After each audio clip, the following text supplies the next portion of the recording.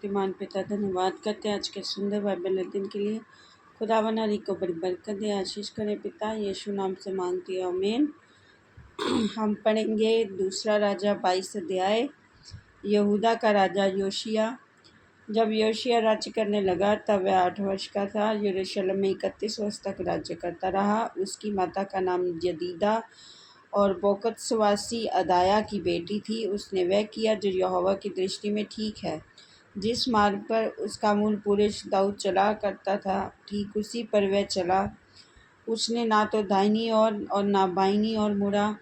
व्यवस्था की पुस्तक का मिलना। अपने राज्य के 18वें वर्ष में राजा योशिया ने अलस्या के पुत्र शापान मंत्री को, जो मलूशाम का पोता था, यहोवा के राजभवन में ये कहकर भेजा, हिल्किया महायाजक के पास जाकर कह कि जो चांदी यहोवा के भवन में लाई गई है और द्वारपालों ने प्रजा से इकट्ठी की है, उसको जोड़कर उन काम करने वालों को सौंप दो जो यहोवा के भवन के काम पर मुखिया हैं।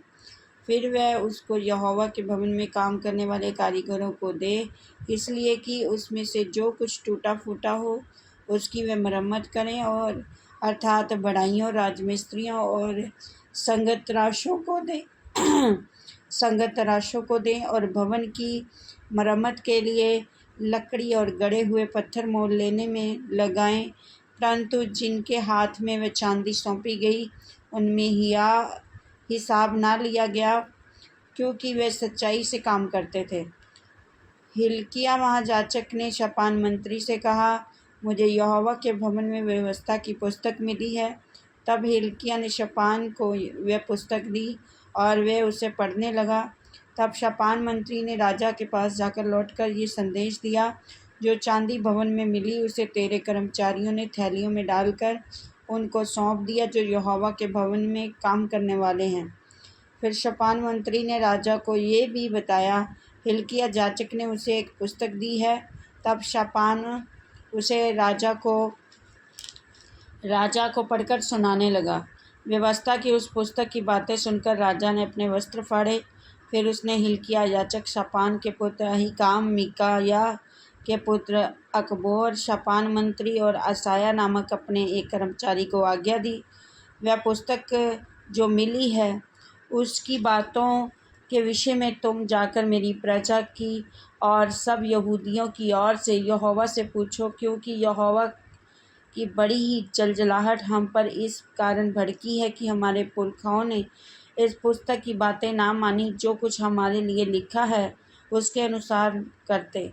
हिल्किया याजक और अहीकाम, अकबोर, शापान और असाया ने हुल्दा नबिया के पास जाकर उससे बातें की। वह उस शल्लूम की पत्नी थी जो तिबका का पुत्र हरसस का पोता और वस्त्रों का रखवाला था, और वह स्त्री यरूशलेम में नए मोहल्ले में रहती थी। और उसने उनसे कहा, इस्राएल का परमेश्वर यहोवा यूँ कहता है, जिस पर पुरुष ने तुमको मेरे पास भेजा उससे ये कहो, यहोवा यूँ कहता है कि सुन, जिस पुस्तक को यहूदा के राजा ने पढ़ा है उसकी सब बातों के अनुसार स्थान और उसके निवासियों पर विपत्ति डालने पर हूँ। उन लोगों ने मुझे त्याग कर पराए देवताओं के लिए धूप जलाया और अपनी बनाई हुई सब वस्तुओं के द्वारा मुझे क्रोध दिलाया है। इस कारण मेरी जलजलाहट स्थान पर भड़केगी और फिर शांत न होगी। परंतु यहूदा का राजा, उसने तुम्हें यहोवा से ये पूछने को भेजा है, उससे तुम यूँ कहो कि इस्राएल का परमेश्वर यहोवा कहता है, इसलिए कि तुम वे बातें सुनकर दीन हुआ और मेरी वे बातें सुनकर कि स्थान और इसके निवासियों को देखकर लोग चकित होंगे और श्राप दिया करेंगे, तूने यहोवा के सामने अपना सिर झुकाया और अपने वस्त्र फाड़कर मेरे सामने रोया है। इस कारण मैंने तेरी सुनी है, यहोवा की यही वाणी है। इसलिए देख, मैं ऐसा करूँगा कि तू अपने पुरखाओं के संग मिल जाएगा और शांति से अपनी कब्र को पहुँचाया जाएगा, और जो विपत्ति मैं इस स्थान पर डालूँगा उनमें से तुझे अपनी आँखों से कुछ भी देखना न पड़ेगा। तब उन्होंने लौटकर राजा को ये संदेश दिया। इस वचन के द्वारा पर ब्लेस करेंगे। आमीन। सब कुछ है।